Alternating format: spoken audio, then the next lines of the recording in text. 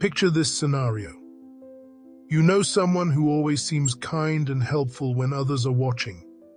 They volunteer at community events, donate to charity, and post uplifting messages on social media. But when they're behind closed doors, they gossip, belittle others, and hold grudges. They pretend to be pure-hearted, yet deep inside, anger, jealousy, and hidden agendas take over. That's the essence of hypocrisy, looking good on the surface while a storm of negativity brews within. Why does this matter? Because hypocrisy damages trust. When people find out that someone's kind actions are just for show, the trust they once had quickly crumbles. It also prevents real connections. Genuine relationships thrive on honesty and vulnerability. But if you're always hiding your true feelings, you never let others see who you really are. Instead of forming deep bonds, you build walls. On a personal level, hypocrisy keeps us from growing.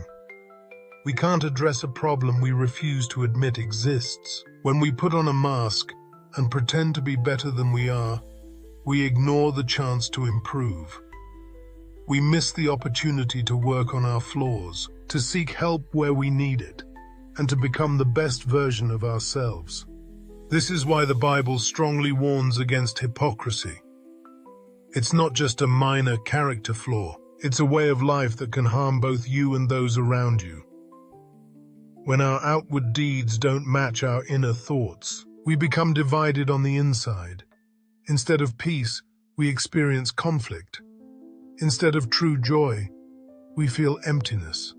Recognizing hypocrisy is the first step to breaking free from it. When we see how damaging it can be to our relationships, our personal growth, and our spiritual well-being, we're more motivated to change.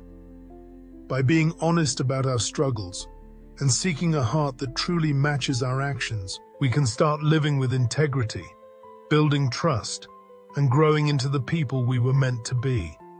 In the New Testament, Jesus doesn't hold back when talking about hypocrisy. In Matthew 23, he calls out religious leaders who appear holy on the outside, but neglect justice, mercy, and faithfulness. These leaders follow strict rules to look good in front of the people, yet their hearts are far from loving or truthful. Jesus even compares them to whitewashed tombs, beautiful on the outside, but hiding decay within. This strong language shows us just how serious hypocrisy is in God's eyes. Jesus' words are meant as a wake-up call, not just for religious leaders back then, but for all of us today. He isn't saying we have to be perfect. He knows we all have flaws. Instead, he's warning us against pretending to be something we're not. When we act righteous just to impress others, we lose sight of what really matters: honesty, love, and compassion. Hypocrisy blocks us from experiencing true spiritual growth because we focus on appearance rather than the condition of our hearts. In the book of Luke, we see another angle on hypocrisy. Luke 6:42 says, "How can you say to your brother, 'Let me take the speck out of your eye,' when you yourself fail to see the plank in your own eye?" This image is powerful. Imagine trying to remove a tiny speck from someone else's eye while a huge plank blinds your own vision. Jesus uses this illustration to show that pointing fingers at others while ignoring our own faults is the essence of hypocrisy. We become so busy highlighting someone else's mistakes that we don't see the changes we need to make in our own lives. Together, Matthew and Luke remind us that God values authenticity and humility over showy displays of goodness. Yes, doing kind deeds is important, but if they come from a place of selfishness, pride, or hidden agendas, we're missing the point. Genuine faith means looking inward first, asking God to help us grow and heal, so we can share true compassion with others. By heeding these lessons, we can replace hypocrisy with honesty, building a more sincere and loving life in the process.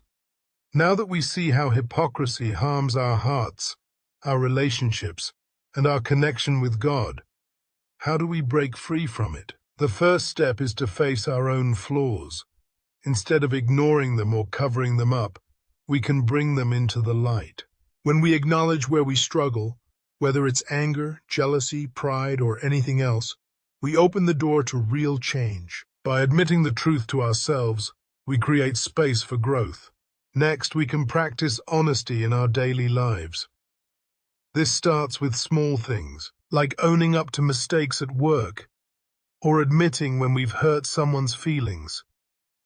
Even these simple acts of honesty can strengthen our character. When we build a habit of telling the truth, we train ourselves to be genuine. Over time, we'll find that we no longer need to pretend. Our words and our actions start to match up naturally.